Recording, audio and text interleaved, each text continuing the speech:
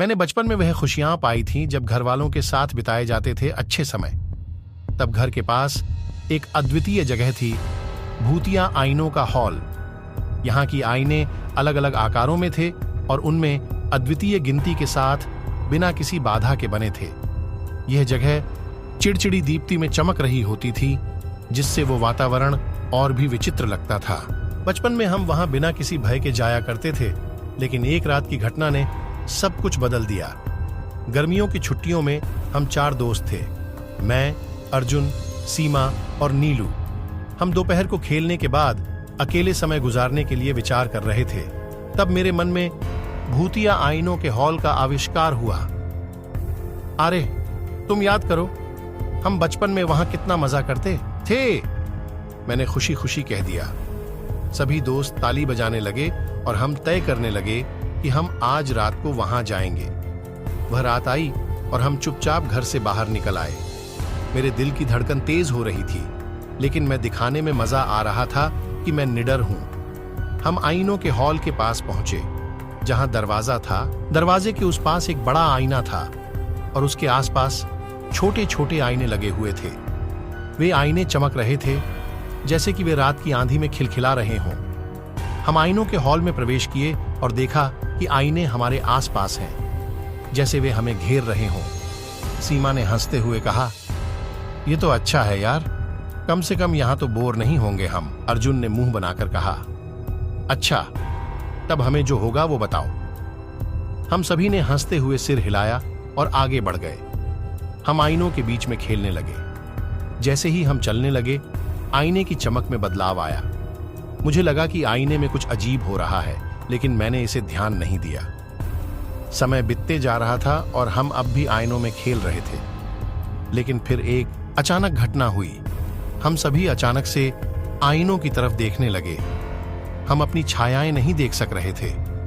हमारे चरम घबराहट के बावजूद हमने यह बात किसी से नहीं कही। रात के बाद हम घर लौट आए, लेकिन वो अजीब घटना हमें याद आ रही थी। कुछ दिनों तक हम उसे भूलने की कोशिश करने लगे, लेकिन मैंने इसे ध्यान नहीं दिया। समय बीतते जा रहा था और हम अब भी आईनों में खेल रहे थे। लेकिन फिर एक अचानक घटना हुई। हम सभी अचानक से आईनों की तरफ देखने लगे। हम अपनी छायाएं नहीं देख सक रहे थे। हमारे चरम घबराहट के बावजूद हमने यह बात किसी से नहीं कही। रात के बाद हम घर लौट आए, लेकिन वो अजीब घटना हमें याद आ रही थी। कुछ दिनों तक हम उसे भूलने की कोशिश करने लगे, लेकिन आखिरकार हम अपने दोस्तों के साथ वही व्यक्ति हो गए जो हमें दर्शन हो गए थे। हमने एक दिन अर्जुन के घर में बैठकर बातचीत की।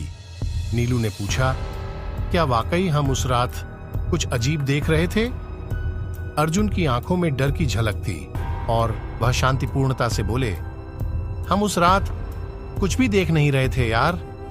मैं भी उस दिन की घटना को याद करके अच्छी तरह से समझ सकता था कि हमने क्या देखा था। वो रात आईने के हॉल में कुछ अजीब हो रहा था, लेकिन हमने उसे नजरअंदाज कर दिया।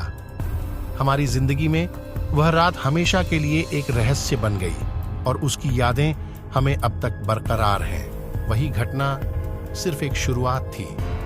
हम तीनों दोस्त अब और भी ज्यादा उत्सुक थे भूतिया आईनों के हॉल के बारे में जानने के लिए। हमने किताबें पढ़ी, किस्से सुने और तथ्यों की खोज में लग गए। बिना किसी के जानकारी के हमने उस हॉल की पूरी छवि बना ली थी। आखिरकार हमने फिर से तय किया कि हम उस भूतिया आईनों के हॉल में जाएंगे, लेकिन इस बार हमने तैयारी की थी। हमने चारों ओर से ज्यादा बत्तियों की दिखावट के लिए लैंप लगा दिए थे और हाथ में फ्लैशलाइट लिए थे। वह रात पुनः आई और हम तैयार होकर उस हॉल की ओर बढ़े। दरवाजा खुलते ही हमने वही दृश्य देखा जो हमने अपनी आंखों से पहले देखा था। आईने हमारे आसपास ही थे और उनकी चमक में कुछ खास बात थी, जैसे कि कुछ अदूर से हमें बुलाने की कोशिश कर रहे हों। हमने धीरे से कदम बढ़ाया और हाथ में फ्लैशलाइट लेकर हटते हटते उनकी ओर बढ़े। हमारे पास पहुंचते ही आईनों की चमक और तेज हो गई। हम आईनों के साथ खेलने के लिए तैयार हो गए थे, लेकिन इस बार कुछ अलग था। जैसे ही हम आईने के पास पहुंचे, हमारे आसपास की छायाएं आवाज देने लगीं।